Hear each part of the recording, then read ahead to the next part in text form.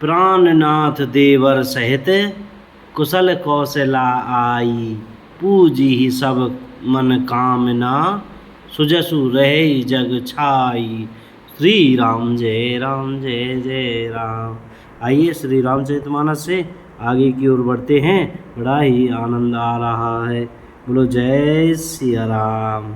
तुम अपने प्राणनाथ और देवर सहित कुशल पूर्वक अयोध्या लौटोगी।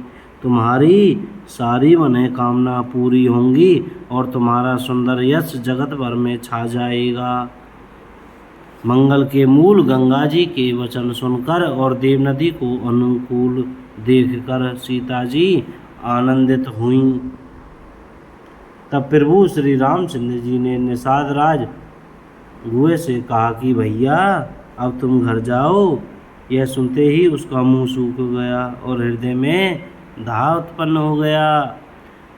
गुहे हाथ जोड़कर दीन वचन बोला, हे रघुकुल शिरोमणि, मेरी विनती सुनिए। मैं नाथ आपके साथ रहकर रास्ता दिखाकर चार कुछ दिन चरणों की सेवा करके हे रघुराज जिस वन में आप जाकर रहेंगे वहाँ मैं सुंदर पर्णकुटी पत्तों की कुटिया बना दूंगा। तब मुझे आप जैसी आज्ञा देंगे। मुझे रघुवीर आपकी दुहाई है, मैं वैसा ही करूँगा। उसके स्वाभाविक प्रेम को देखकर श्री रामचंद्र जी ने उसको साथ ले लिया। इससे गुहे के हृदय में बड़ा आनंद हुआ। फिर गुहे निषाद राज ने अपनी जाति के लोगों को बुला लिया और उनका संतोष करा के तब उनको विदा किया। तब प्रभु श्री रामचंद्र जी गणेश जी और शिव जी का सिमरन करके तथा गंगा जी को मस्तक नवाकर सखा निषाद राज छोटे भाई लक्ष्मण जी और सीता जी सहित वन को चले।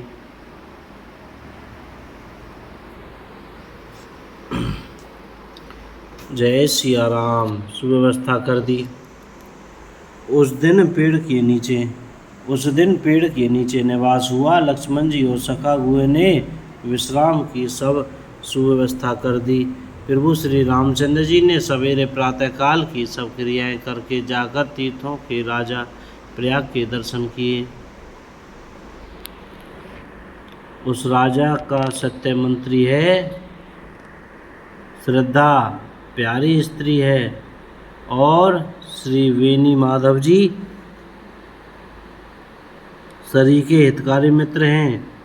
चार पदार्थों धर्म अर्थ काम और मोक्ष से भंडार भरा है और वह पुण्य में प्रांत ही उस राजा का सुंदर देश है। प्रयाग क्षेत्र ही दुर्गम मजबूत और सुंदर गढ़ किला है जिसको स्वप्न में भी पाप रूप में शत्रु नहीं पा सके हैं। संपूर्ण तीर्थ ही उसके श्रेष्ठ वीर सैनिक हैं जो पाप की सेना को कुचल डालने वाले और बड़े रणधीर हैं। गंगा यमुना और सरस्वती का संगम ही उसका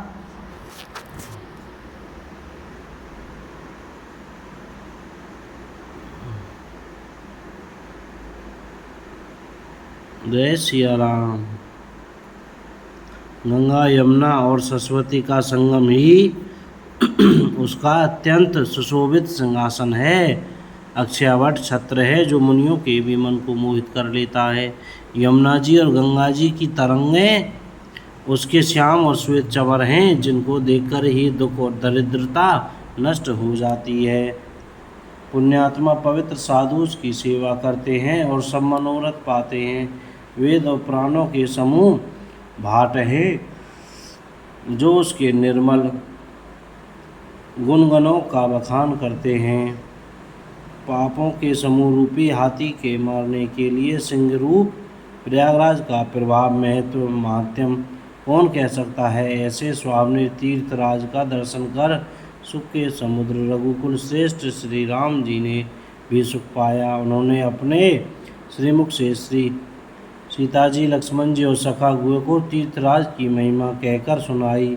तदंतर प्रणाम करके वन और बगीचों को देखते हुए और बड़े प्रेम से महात्म कहते हुए